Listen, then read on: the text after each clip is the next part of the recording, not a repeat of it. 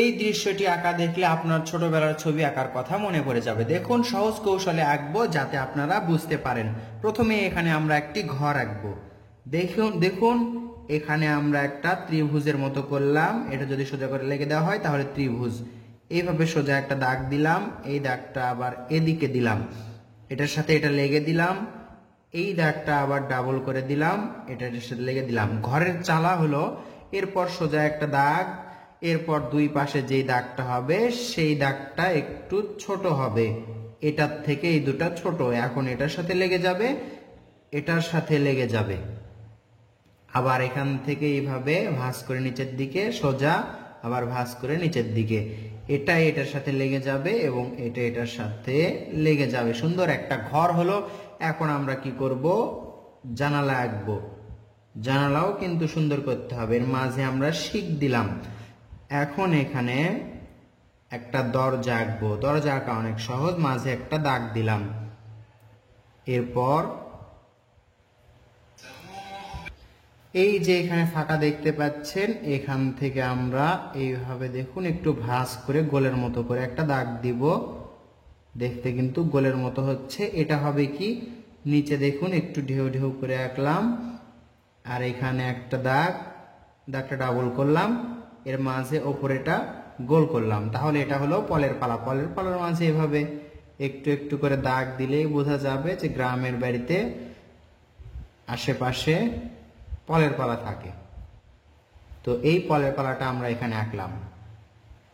ঘরের চালার উপরে যদি এভাবে একটু দাগ দেই তাহলে সুন্দর লাগবে। এই তো।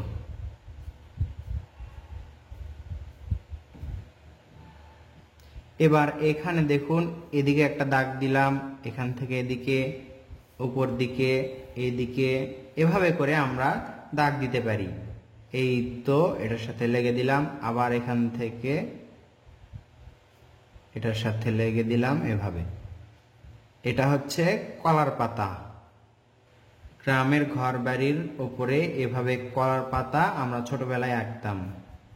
এবার দেখুন দৃশ্যটা আমরা কঠিন করব না, সহজ করে আঁকার চেষ্টা করব। সোজা একটা দাগ এই মাথার সাথে একেবারে লেগে যাবে। এখান থেকে এইভাবে করে একটা ছোট একটা বড়, দূরের গাছপালাগুলো আঁকবো আমরা।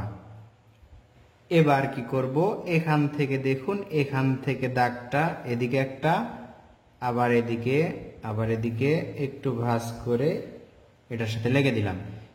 এটা আমরা ডাবল করে দিলাম। সুন্দর একটা নদীর পার হলো।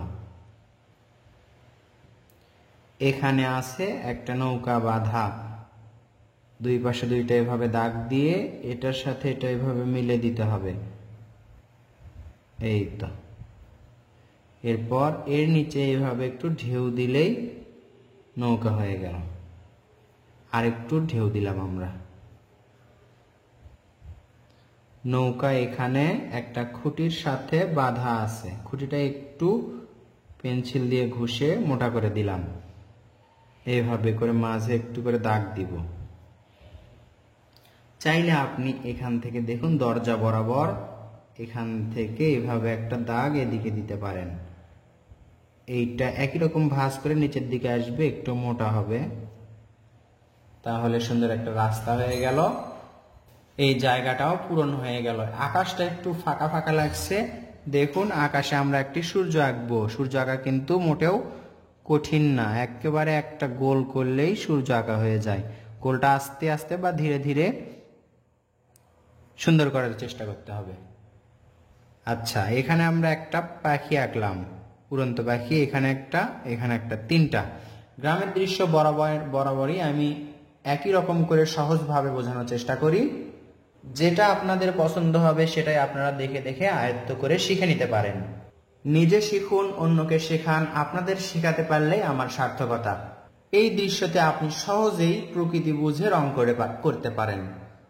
নদীর পাড়ের পাশ দিয়ে এভাবে পানির মতো করে আঁকতে পারেন।